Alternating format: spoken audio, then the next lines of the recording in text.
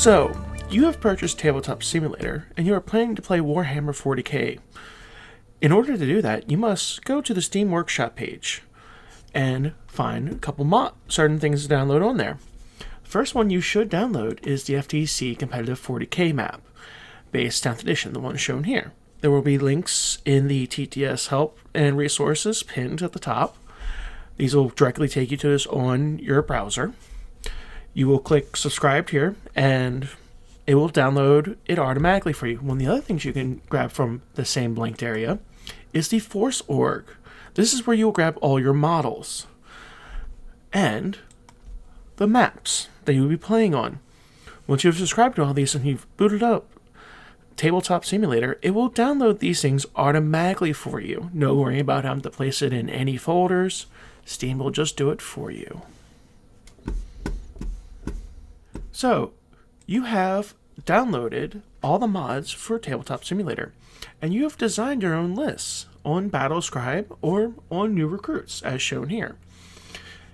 However, you can also import your lists from BattleScribe to here to easily yellow scribe your lists. And by yellow scribing, you will import all your stats, enhancements, to the models in-game. This will also give you the ability to access to certain things in-game. After you've imported and done all this stuff, you go to list options up here, and you will hit export list. Now you will go down to yellow scribe and click this. This will give you a clipped, copied to your clipboard, this little numbers right here that I'm highlighting. This will be different for every list and every time you submit it, but you will need this to yellow scribe your army in Force org. Now, you have booted up Tabletop Simulator, and you want to know what you need to do. First, you will need to create your own single-player room. So you may prep your armies. First, you need to go into Workshops, and you need to go to the Force org that is right here that I'm clicking on. This will load up all the models for you to play. Be wary, Tabletop Simulator is a bit slow sometimes. It takes a bit. Not mad, not angry. It just gives it some time. It is resource intensive. So, I am playing an orc army currently. You want to hit load models here, and this will load the models for you to be able to build your lists. So for right now, I'm just going to grab a couple models for examples. Some things have not loaded. If that pops up, just exit out of it. So I'm just going to grab a couple Gretchen and a Run Herd. And, grab a War Boss. Wrong War Boss, right War Boss. So I already have that code from earlier saved on. So when you click the yellow scribe button, this will pop up. You will post that code that you get from yellow scribe to here, and it will pull the list that you are doing. This will take a couple minutes, maybe a couple seconds, kind of quick. So after you've gathered all your models, you will click the unit here, and then you will click the model that represents it. So when you mouse over it, it will glow, showing that is the proper model for it. And you scroll down with this. So 10 Gretchen, right there, and the Run Herd, right here. You need to separately click all these so you'll differentiate your models. After you've done this for your whole army, you have everything ready to go, you'll click this nice little button right here called Create Army. Sometimes it takes a couple seconds, sometimes it's right away. This is the army that you were going to be playing with. So here's a War Boss with the stats showing. Now, not all the rules are there. This is just for ease of access while you're playing. Run Herd is named with his stats and weapons, and as are the Gretchen here. Now, you highlight these. You can pull them off, do whatever you want with them, but you want to import these around to the other games. So what you're going to do is you're going to right-click. You're going to right-click it. So highlight your whole army, right-click. Now, be wary. There is a cap on how many models you can do this with. But you will click Save Object, and you will name this whatever you would like. So, Teaching TTS is what I shall name this for right now. And this is how you will save your models to a special spot. So, hit Save. Now, after you've done that, you want to pull that army out when you've gone into the maps to play. You'll go to Objects, down to Saved Objects, and you will find what you named. So, Teaching TTS. Now, see how these guys are slightly transparent? That means you're ready to spawn them. And when you spawn them, you just need to left click. You can right click or hit Escape. Right click will bring you back to this menu if you need to spawn more stuff in. Escape will just exit out of it. Now, you're wondering why we also yellow scribe. There are some benefits of doing it. So I want to take these Gretchen, for example. There are a set of commands called scripting. There are scripting 1, 2, 3, 4. These are a number 5 actually. They are beneficial. So I have them on another key. They have you need to make sure that you have key bound them to something you have access to, just in case if you don't have the numpad on a keyboard. So hitting scripting 1 on a model will load the stats, the weapons, and the abilities, so you can actually read them. However, another little tricky thing, actually not even tricky, very nice, if you need to color code your units. So there are these colors here. This last one here is null color. It will remove the color. So I'm going to click blue because it is lucky. And now you may notice, well, the other set of Gretchen are now blue. And so is the Runherd because he is part of that squad. Now, see how this Runherd has multi-wounds? If you hit 2 on the scripting, it lowers his wounds down. See, he is now 1 of 2. If he heals, you hit 3 on the scripting. It will increase his wounds. However, let's say I have this guy here, and I need the 1-inch engagement. There is now a 1-inch aura around this guy, as you can see right there, as an inch. And if you hit 5, it decreases that aura.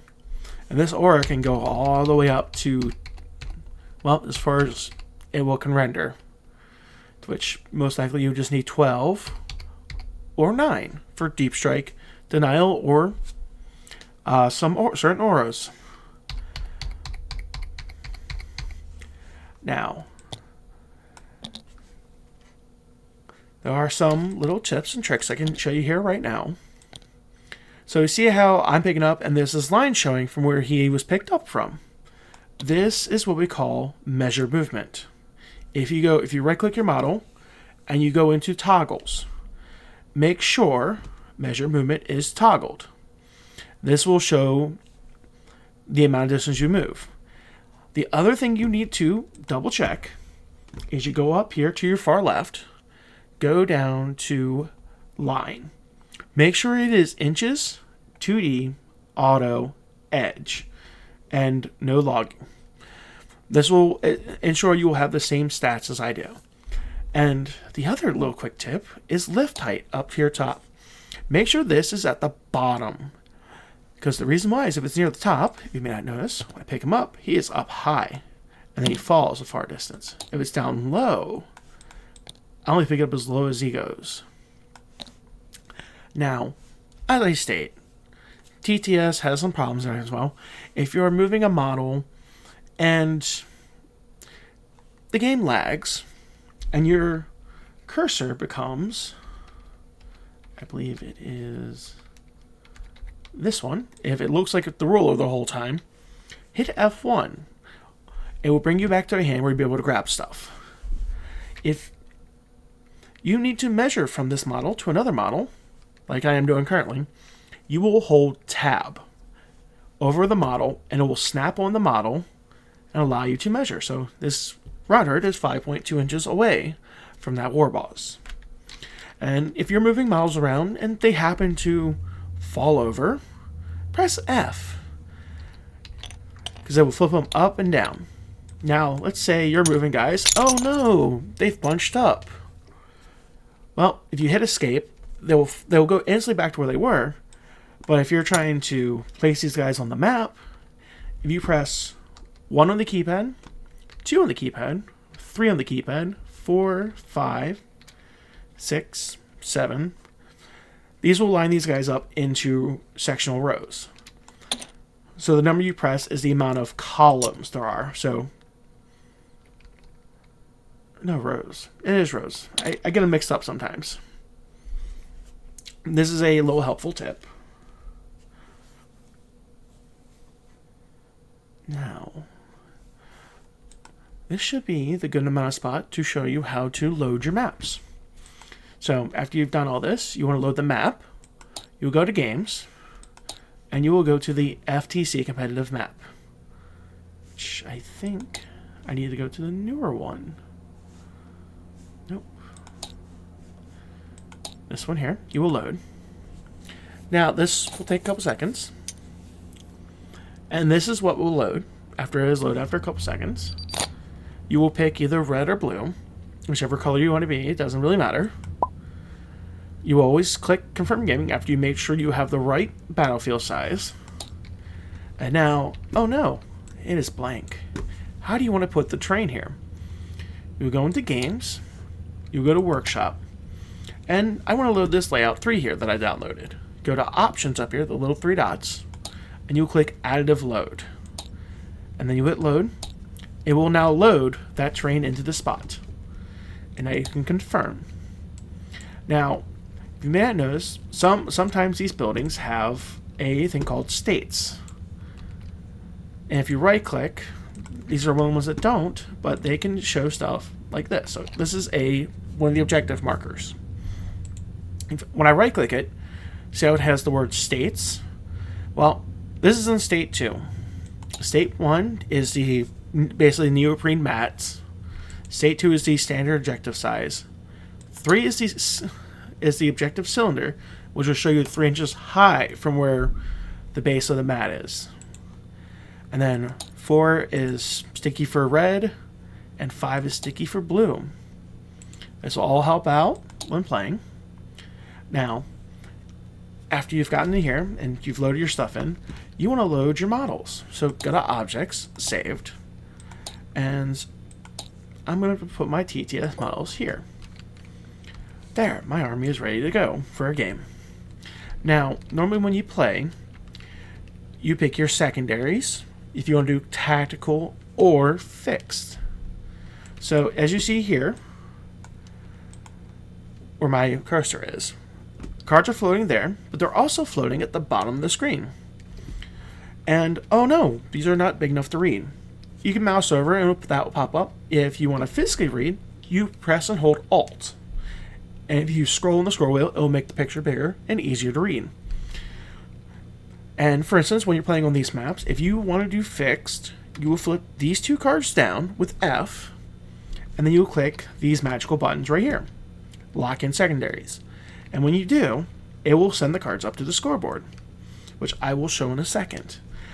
Or if you want to play tactical, you flip these 2 down. After you and your opponent have both submitted their secondaries, they will flip up showing if you're doing tactical or if you're doing specific fixed. As we're right here, I will show you the dice roller. So I will go from left to right here. So here on the left, these are the numbers that show what you've rolled, the amount of each one you rolled, and the total of dice and the sum total, which is really nice to have.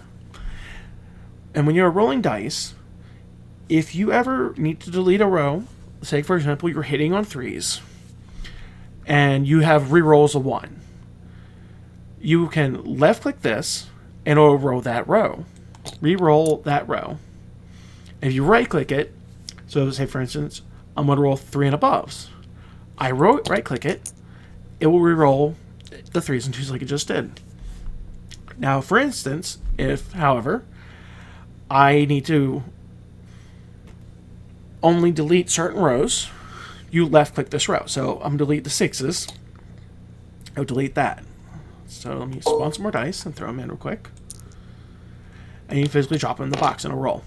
Now, I want to keep the 5s and 6s. I'm going to right click this and it will delete the 3s and 4s.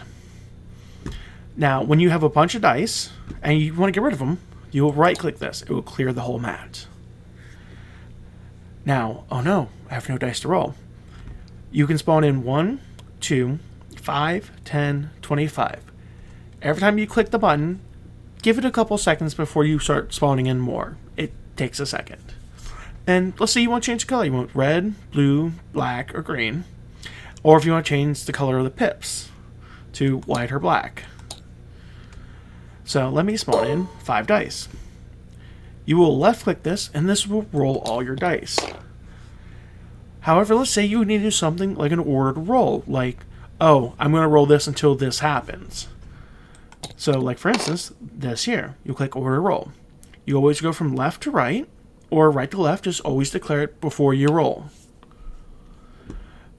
And if you need to do stuff in 2s, like order rolls of 2 or rolls of 3, this is how you do it. Now, going from here, we're going to go over to these buttons here. Actually, we'll ignore those for now. We'll go up to the scoreboard.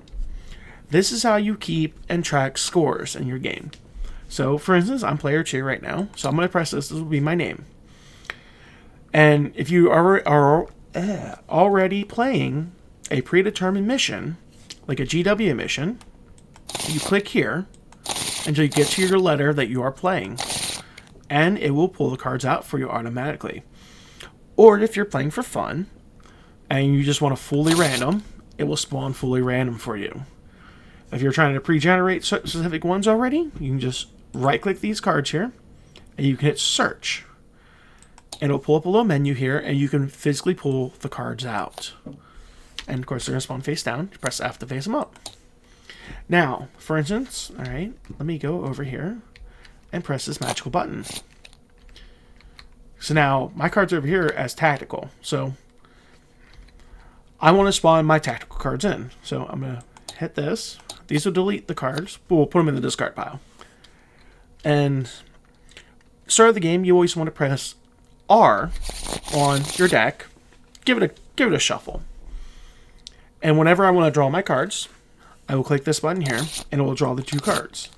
However, if you end up doing the stratagem to redraw a card, or if you have me turn 1, you get one of the cards that you can't play, you will hit this, and it will recycle the card in from the deck.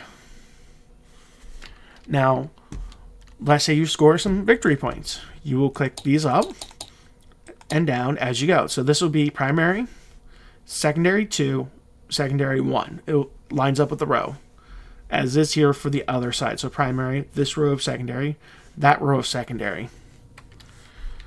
Now, as the game progresses, oops, don't want to put that. So, all right, real quick. Game will progress naturally. I'll do that in a second. So, hammer and anvil is the mission type or deployment that has popped up.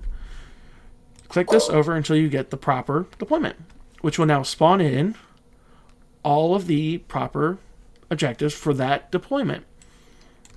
However, if you happen to get some of the missions that remove secondaries, or I say remove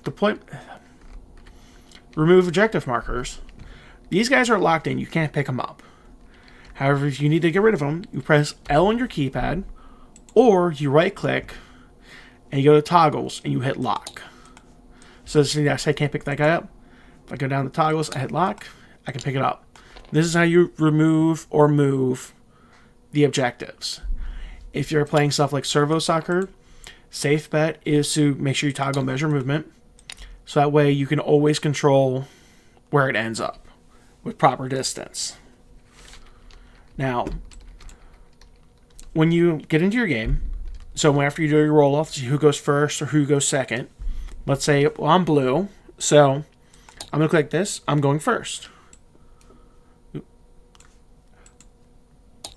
So you normally left click that. If you're by yourself, you can right click it. So this will show you the phases that you have to go through. You can click this button and it will slowly go through the phases as you go. If you right click it, it will skip to the next turn, which will go over to your opponent. And now you may notice the deployment zones are all gone.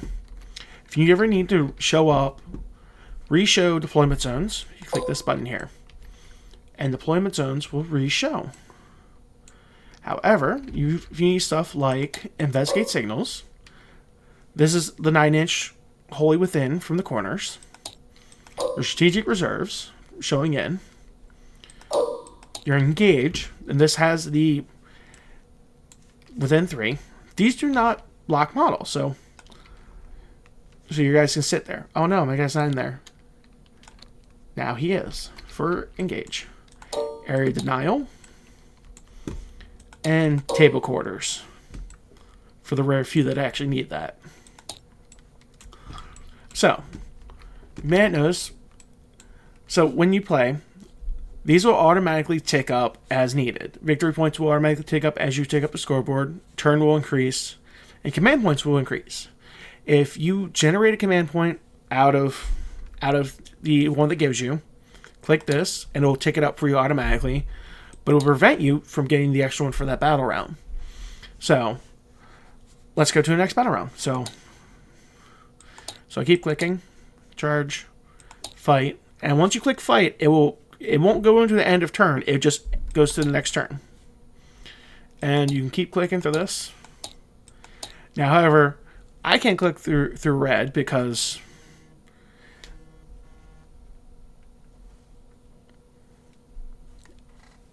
I'm not red, and see, it keeps recycling. So it will prevent you from accidentally clicking it in on your opponent's stuff. So if you ever accidentally click it and you do it, just click through to the proper phase you're supposed to be in. Now, if you have to declare transports, there's spots here, strategic reserves. In the top right, there is the handy dandy cheat sheet for weapon traits and or character traits too. So this is a good cheat to know where you have. And you have your Leviathan card input that's in the box. Then you have your core stratagems here.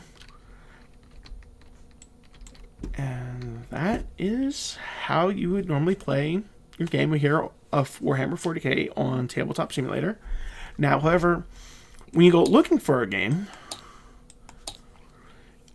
normally if you're playing on Discord, you can right-click the person's name and click invite to game.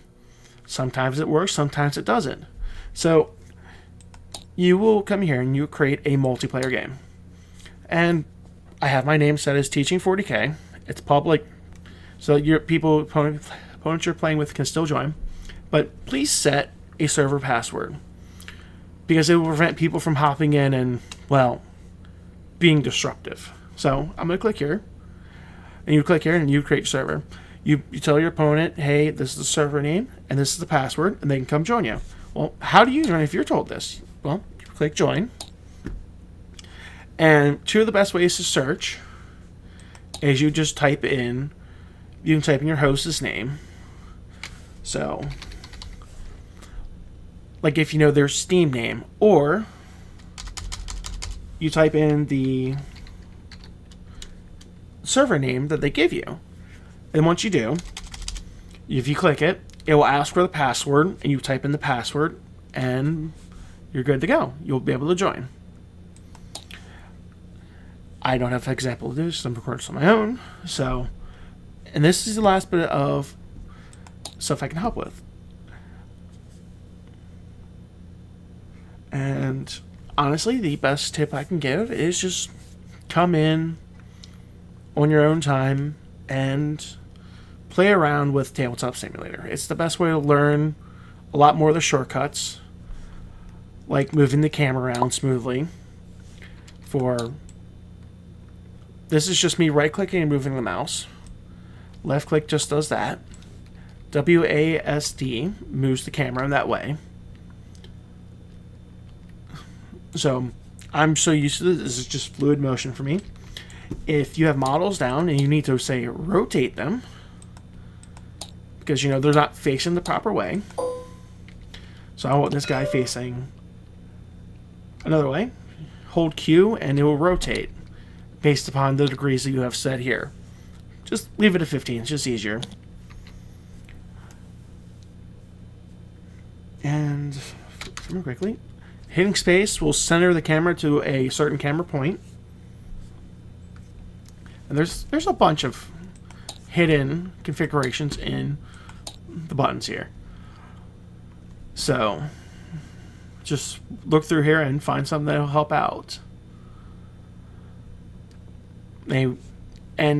Sometimes rebinding a lot of these will help out, help make things easier for you. And in all easiness, this is just an easier way of doing it sometimes. Oh, and this is actually where you find if you need to rebind your scripting. This is in the controls here. This is here. And this is where you redo stuff. Oh, I forgot about 0. 0 on the keypad. Nope. 9. No, I guess it's gone now. I used to be able to bring up Crusade cards, but I guess not anymore. Oh, and I do recommend when you come in, it is in sounds. Turn down MP3 volumes, because every once in a while you'll run into a map that has an MP3 playing in the background, and it can be kind of annoying sometimes. Alright. That was a good spot to let off. I would gladly see more people playing Tabletop Simulator. Well, playing Warhammer on Tabletop Simulator. And, have fun and have good luck with all your rolls.